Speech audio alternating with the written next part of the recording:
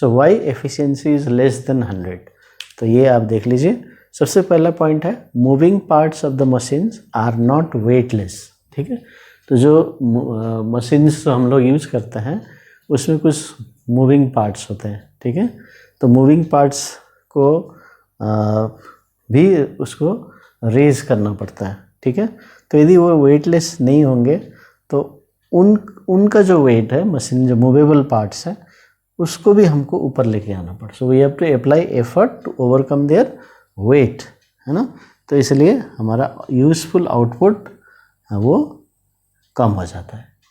So energy is wasted in overcoming this weight to lift और to bring the moving parts along with the load।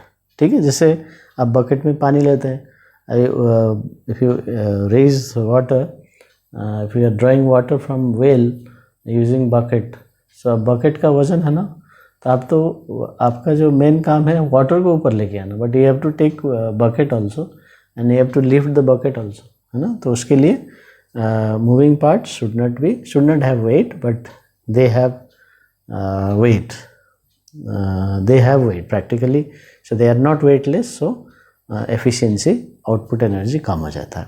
Second part देखिए, the moving parts are not frictionless. अभी जब move करेंगे, slide करेंगे, role करेंगे, कुछ ना कुछ वहाँ पर फ्रिक्शनल फोर्स है। Friction opposes the motion, oppose, है ना। तो इसलिए हम जो काम कर रहे हैं, फ्रिक्शन उल्टे डायरेक्शन में काम, नेगेटिव वर्क करेगा। सो इसलिए हमको एक्स्ट्रा फोर्स लगाना पड़ता है, एक्स्ट्रा एनर्जी उसमें वेस्टेज हो जाता है। That's why output energy is less than input energy. तो ये प्रैक्टिकल मशीन के लिए। ओके, तो सेकेंड रीज़न हो गया, different parts are not rigid. अभी जो मशीन्स में जो पार्ट्स यूज़ किया जाता है तो रिजिड नहीं है। सो रिजिड का मतलब होता है इन फिजिक्स वो शेप कैनॉट बी चेंज्ड, है ना। तो रिजिड नहीं है, परफेक्टली रिजिड नहीं है। So while working they will be deformed, तो उनका शेप चेंज हो जाएगा। अभी शेप चेंज करने के लिए तो एनर्जी लगता है, तो whatever energy is utilized in changing their shape, because they are not rigid, then that is wasted, so that you will not get in the output part. So that's why output energy is less than input energy. Yes, because shapes are changed, and to change the shape you need energy. Okay, next है the string. If any string is used in the machine, not in all machines, if any string is जैसे पुली system में, so it is not perfectly elastic. अब elastic क्या होता है? Elastic होता है, elasticity is the property, okay, by which the body regain it's original shape when that deforming force is remove.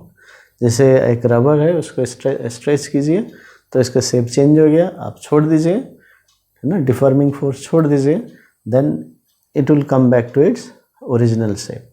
ठीक है, जो बॉडी एकदम पहले जैसा पोजीशन में आ जाता है, पहले जैसा शेप में आ जाता है, so they are elastic bodies, है ना। But not this strings are not perfectly elastic. तो वो क्या इलास्टिक का नहीं है, मतलब वो हम स्ट्रेच कर रहे हैं, है ना, स्ट्रेच कर रहे हैं, उसका थोड़ा स्ट्रेच्ड हो गया, शेप चेंज हो गया, साइज चेंज हो गया, हम फोर्स छोड़ देंगे तो वैसे ही रहेगा, it will not come to the original configuration. तो इसलिए वो स्ट्रेस्ड फॉर्म में रह गया, and that is due to the input energy. तो उसी में वो वेस्टेज हो गया। If they come then they will release the energy regaining the shape, then that energy can be obtained in the output. But here if they are not elastic, then some energy is wasted in stretching them, changing the shape, so that's why output energy is less. तो ये 4 points है, हाँ, why efficiency is less than 100% or less than 1. Then you have to write these points. तो ICC में marks wise लिखना है, 2 marks का आता है यूजुअली, तो 2 points, कभी कभी 1 मार्क्स का भी आ सकता है, तो 1 point, 3 मार्क्स का नहीं आएगा, but they may ask you separate question from this. Okay, so you have to learn. तो ये हो गया एफिशिएंसी क्यों कम है, वाई इज एफिशिएंसी लेस। ठीक है, तो ये आपको समझना है 4 points। तो इसमें कोई भी 2 points आप लिख सकते हैं। लेकिन अभी और एक पॉइंट है, आईसीसी क्या करेगा, एक ऐसा मशीन देगा जिसमें स्ट्रिंग नहीं है, फिर आपने एग्ज़ाम में जाके string is not perfectly elastic लिख दिया तो then you will not get marks, because these are general points. Okay, if any particular machine is given where string is not used, then you cannot write this point. ये भी याद रखिएगा. Okay, तो ये हो गया आपका एफिशिएंसी के बारे में.